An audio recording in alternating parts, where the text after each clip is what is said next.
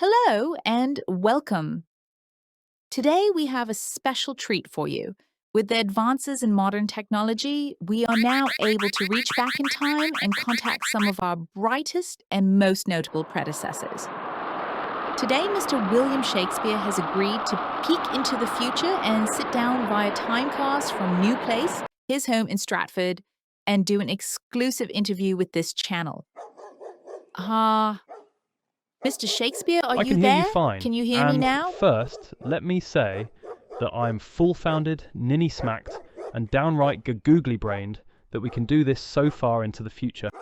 Hello and welcome to the 21st century. So wonderful of you to consent to this. So let's get right to it.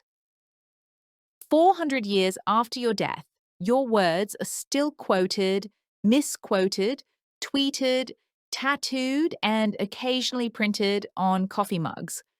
How does it feel to finally be interviewed? 4 centuries dead. I must say, I am honoured, though somewhat annoyed it took you so long. I've been watching from the afterlife, you know. The theories about me alone could fill another tragedy. Well, let's cut to the chase. Historians have puzzled for centuries over your so-called lost years. Where were you between Stratford and London? Lost? Only to those who think a man must leave receipts to be remembered. How utterly dwindle-headed. I was learning, watching, failing, teaching children, perhaps. Great minds are not forged in libraries alone, but sharpened in taverns, streets, and silence. People today could never have survived my century, the idea of a life without documentation. Let's address the elephant in the Globe Theatre. Some claim you didn't write your own plays. Ah yes, my favourite insult. I caught that reference, by the way. Apparently, I was too provincial, too poorly schooled, too me. Let me ask you this. If I were a fraud, why did no one expose me then? London was not known for its mercy. I assure you, anyone taking credit for my work would have been skewered with a sharp sonnet. Ha! You never attended university. Did that haunt you? Haunt me? No. Motivate me? Absolutely. Universities teach how to speak about life. Life taught me how to speak to the world from my own life. Okay. You married Anne Hathaway when she was already pregnant and 8 years your senior. What happened there? Care to explain?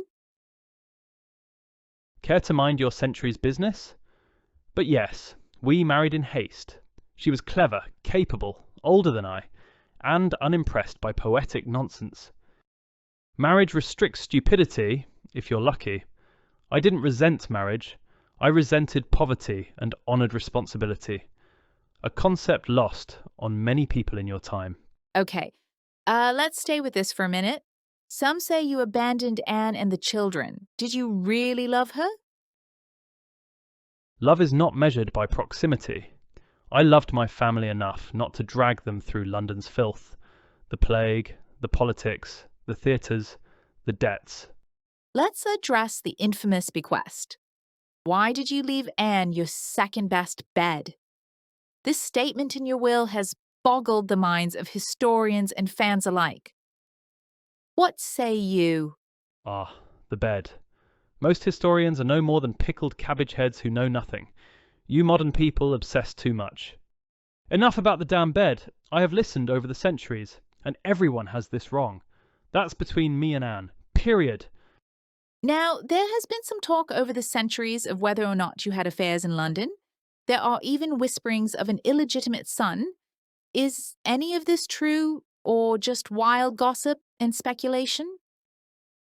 Great crock and stuffing, you people are nosy. Rumours are the currency of idle minds. London was full of temptation, and I am not cut from marble. But understand this, my true mistresses were ambition and language. If I strayed, it was not for love, but from loneliness. But I'll say nothing more. You were a surprisingly savvy businessman and became quite wealthy. How did you do that from simply writing plays? I was not a silly man. I invested well. I bought property, loaned grain. I did not trust applause to pay debts. Art without income is martyrdom. I preferred longevity.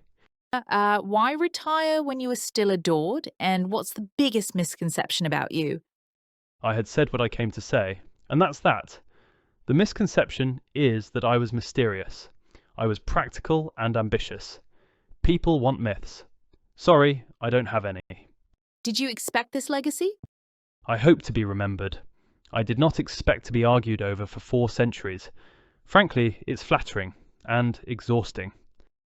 What would you say to modern audiences today? Any advice? Listen closely and question loudly. Language is power, stories are mirrors. And beware, the fool on stage often speaks the most truth. Mr. or should I say Master Shakespeare, it was such a thrill to speak with you in person after 400 years. Thank you so much for your time today. You're welcome. Now, stop misquoting me and please don't contact me again. It really upsets Anne to know that people in the future are discussing her. Well, friends and viewers, this has been a special presentation by Quiz King Entertainment. We hope to bring you more great episodes like this one, as well as many more great games, trivia, and quizzes. If you like this content, why not subscribe to this channel and share with a friend? Thank you and goodbye for now.